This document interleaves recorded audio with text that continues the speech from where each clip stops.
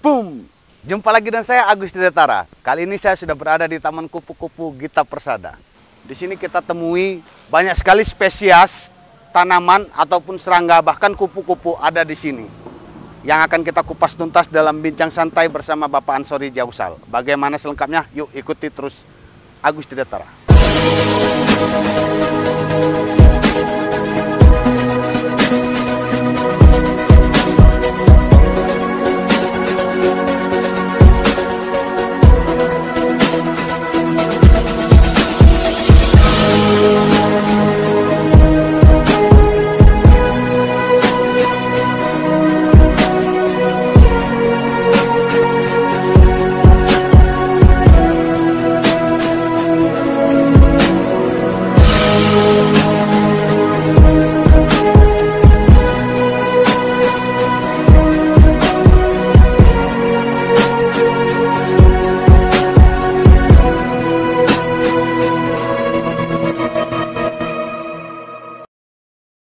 Oke pemirsa, kita sekarang sudah bersama dengan Bapak Ansori Jausal.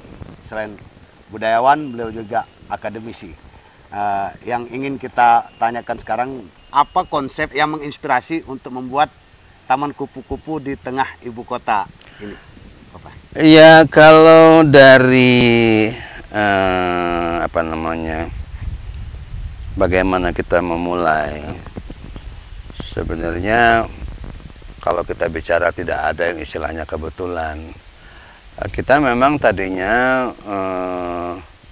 secara tidak sengaja menternakkan kupu-kupu di rumah. Karena dulu saya membaca satu buku tentang bagaimana menternakkan kupu-kupu, gitu kan. Nah, kemudian ada saran dari waktu itu Menteri Kehutanan untuk dikembangkan menjadi Taman Kupu-Kupu.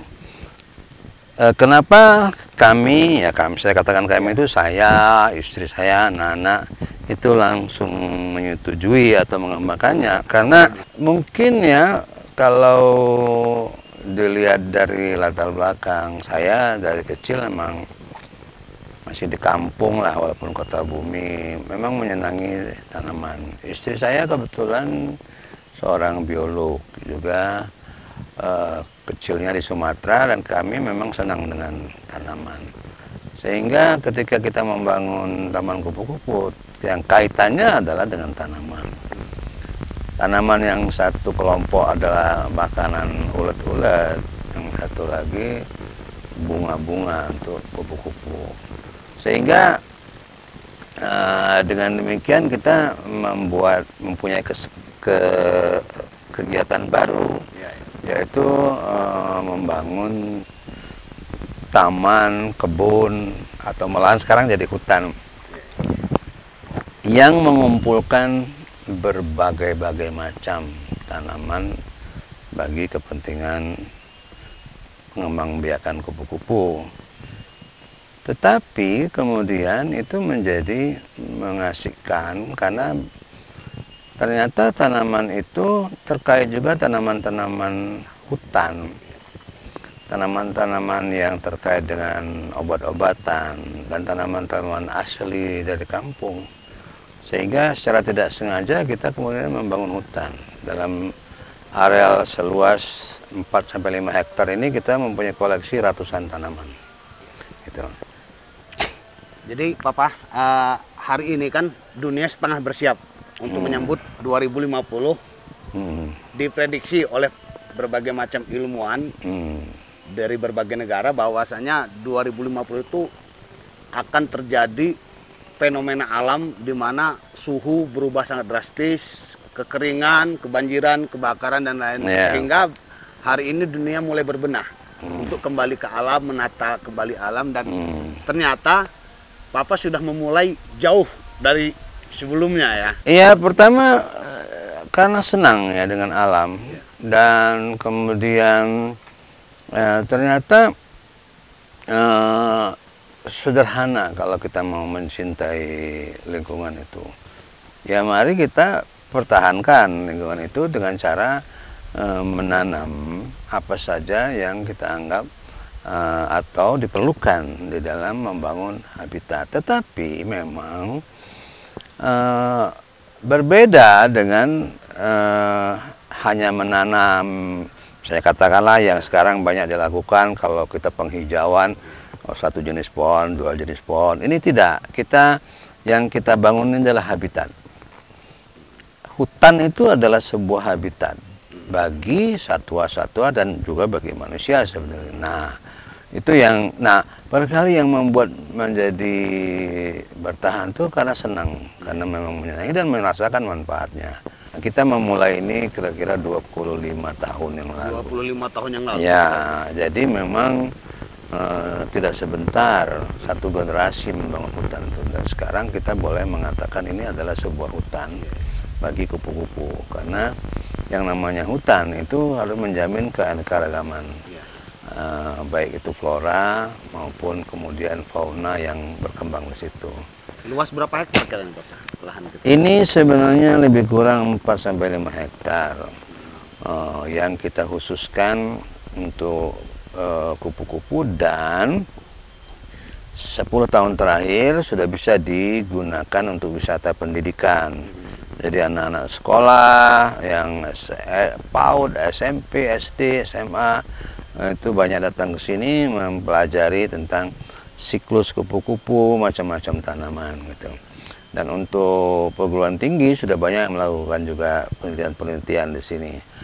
Saya juga mengumpulkan tanaman-tanaman yang terkait dengan budaya. Misalnya salah satu pohon yang saya tanam di sini, yang orang Lampung bilang pohon tabuan, pohon tempat bersarangnya lebah. Ada saya tanam karena saya ingat dari kecil itu tempat lebah bersarang. Kemudian ada juga tanaman-tanaman lain yang akrab di masyarakat Lampung zaman dulu. Ada bungur, ada sesam kandis yang mungkin tidak umum gitu.